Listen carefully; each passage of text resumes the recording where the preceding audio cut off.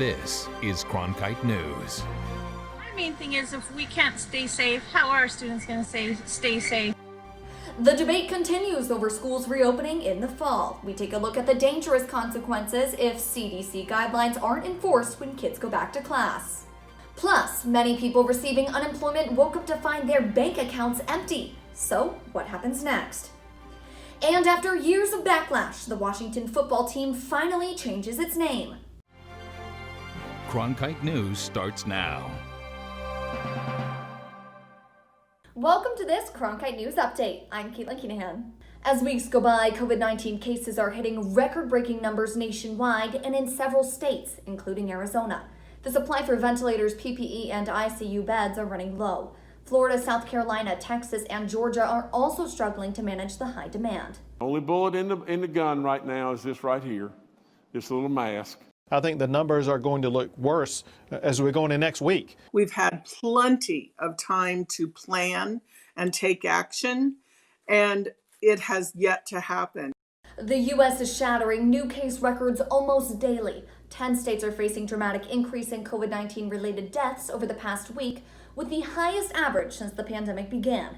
Here in Arizona, there are over 123,000 reported COVID-19 cases and over 2,200 fatalities.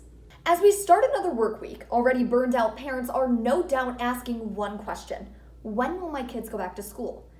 The answer is complicated, and it could have some dangerous consequences. Whitney Wild brings us the latest from Washington.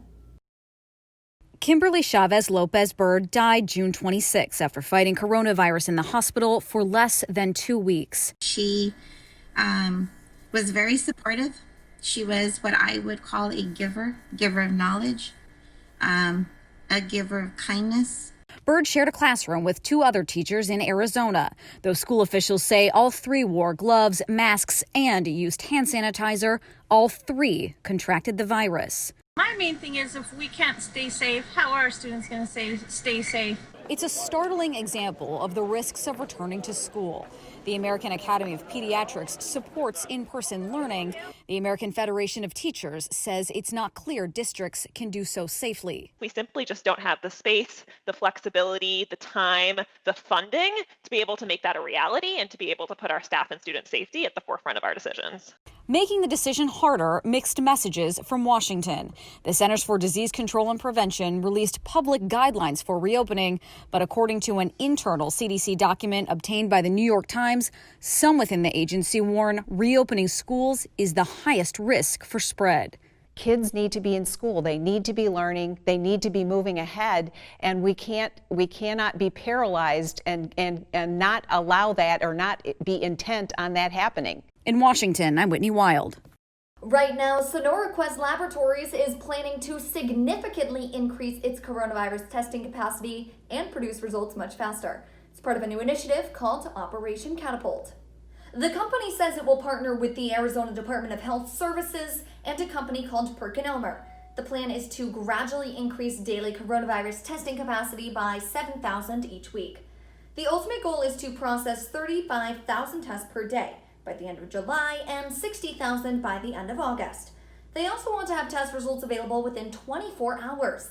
Currently, the turnaround time for results is 7 to 8 days, and that time has increased over the last few weeks due to the high demand for COVID-19 testing. Any people who receive unemployment benefits woke up to a nightmare on Saturday when they realized that their accounts were emptied. The discovery came after they got an email at 11 o'clock the night before saying their accounts were closing at the request of their employers. Right now, it appears to only be affecting people who currently live out of state but are filing for unemployment in Arizona. The Arizona Department of Economic Security released a statement saying DES is aware some unemployment insurance benefit claims received a message today from Bank of America of a card account closure notification. We are investigating in coordination with Bank of America. They haven't said how many people are affected, why or when the problem will be fixed. It's one of the top trending stories online today. The Washington football team announced this morning that they will officially be changing their name. Reporter Sarah Abbott has a reaction from local Native American tribe members and researchers. The Washington NFL team is scouting a new name, following an announcement today that they are retiring their current mascot. If this name has been utilized for many decades, to put down Native Americans. Here is a chance for the NFL and the team to get it right. Let's honor, maybe there needs to be a name that honors Native Americans, American Indians, and their contributions to the freedom of this country. President Nez suggested a new name for the organization, the Code Talkers, to honor Native American contributions to history. Code Talkers are American Indian heroes who aided the United States and Allied forces in World War II. To honor them by changing the name from the Redskins to the Code Talker, and to highlight the contribution of tribes to this great country of ours would be a great step for the NFL and the team. Monday's news follows the announcement earlier this month that the organization would, quote, undergo a thorough review of the team's name. A name James Writing In, ASU co-founder of American Indian Studies, says traces back to historical injustices against American Indians. If anyone had basic 101 knowledge of American Indian issues, they would know that the term redskin is synonymous with savage, red devil, and all these other derogatory names that were applied to Indians based on concepts that were rooted in European expansionism. For many in the sports world that don't know, the premise is that they're honoring Native people. That's the premise. They just saddle us with these racist caricatures and stereotypes throughout history. Redskins name is a name that shouldn't be used in the 21st century. Global Sport Institute Scott Brooks says the name change is a step in the right direction, but more needs to be done. Are there ways in which we can change, we can address power? Are there ways in which Natives can be in a position of power and there can be greater representation within the organization of the Washington Football Club? To just get rid of the mascot is one thing, but it doesn't change all the harm that has been done, and it definitely doesn't reshuffle power as we need it. People are now finding out what tribes are going through. For us here on the Navajo Nation, we have been advocating for that for some time. The Washington franchise says Coach Ron Rivera and owner Dan Snyder are developing a new design and name to, quote, inspire fans in the community for the next 100 years. Sarah Abbott, Cronkite News. The team has not released their new name or logo yet, but for more information on the local response to the Washington name change, check out Jordan Rogers' story on cronkitenews.azpbs.org. Here are 3 more sports stories we're tracking today. First, the Atlanta Braves organization says it's not changing the team name. The Major League Baseball team said in a statement today that the Braves, quote, honor, respect, and value the Native American community. They said the team also had conversations with several Native American communities, and as a result, quote, changing the name of the Braves is not under consideration or deemed necessary. However, the team said an advisory group is reviewing the tomahawk chop, an arm movement done by fans at home games. Second, Crystal Palace player Wilfred Zaha wants action and education against the racial abuse he says he and other black athletes receive on social media on a regular basis. On Sunday, a 12-year-old boy was arrested after the Ivory Coast International highlighted racist messages and images that the minor posted on Instagram ahead of the Palace's match at Aston Villa.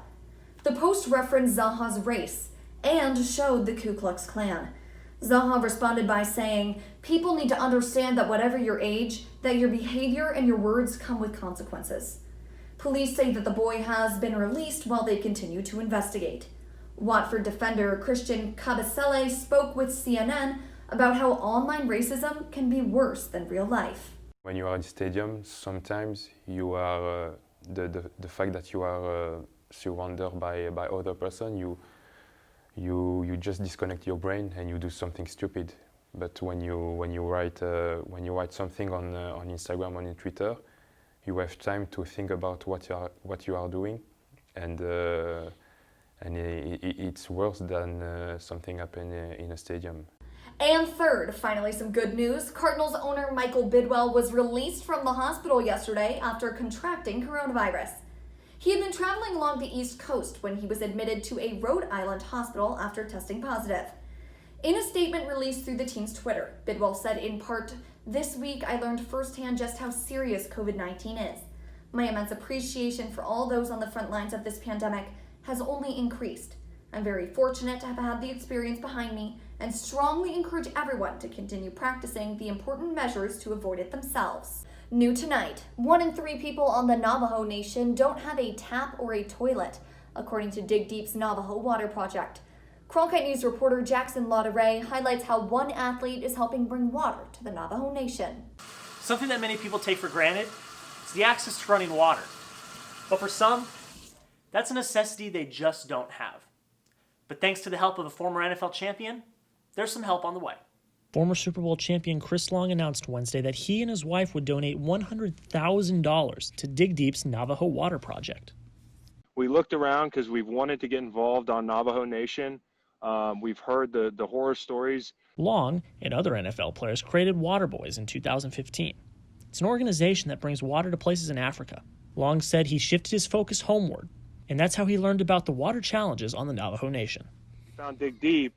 It was a time when COVID was happening, and so we were like, let's start now. Navajo Nation is increasingly in need of water, with 1 in 3 families traveling miles to fill and haul tanks of water for personal use every day. Long and Dig Deep have been in contact for a few years, but when COVID-19 struck, they knew it was time to work. COVID hit, and Chris and his team and his family really looked inward and said, what's happening in our own country, in our own communities, and what can we do to help? They remembered that connection, and we got to work. Dig Deep is an organization that installs water tanks and solar panels to get fresh water into the homes of residents on the Navajo Nation. We hope to serve at least 500 homes by the end of this 2-month cycle that we're in the middle of now. And then we're going to wait this COVID out and see, can we take that other $50,000 and put it into home water systems that'll provide, long-term access to hot and cold running water. In late June, the Navajo Nation president extended a state of emergency declaration because of the coronavirus. Earlier this year, the Navajo Nation had the highest per capita COVID-19 infection rate in the country. Dig Deep founder George McCross says water is more important than ever, but much harder to come by. Very basic things you need to do to stay home and stay safe during a viral pandemic aren't possible. They're not available to you. You can't wash your hands for 20 seconds several times a day with soap and water. You're constantly being forced to leave social isolation, to leave your home, to drive to a grocery store that'll have bottled water if you're lucky, if you can afford it, or to drive to a gas station, a truck stop, a school, a library, if they're open, to take a shower or to collect water. Dig Deep has already provided water for 51 families in 2020. And with the help of Long and his $100,000 donation, they hope to help even more. Jackson Lauderay, Cronkite News. That's it for this edition of Cronkite News. For more Arizona news updates throughout the day, follow us on Facebook and Twitter. And find us online at cronkitenews.azpbs.org.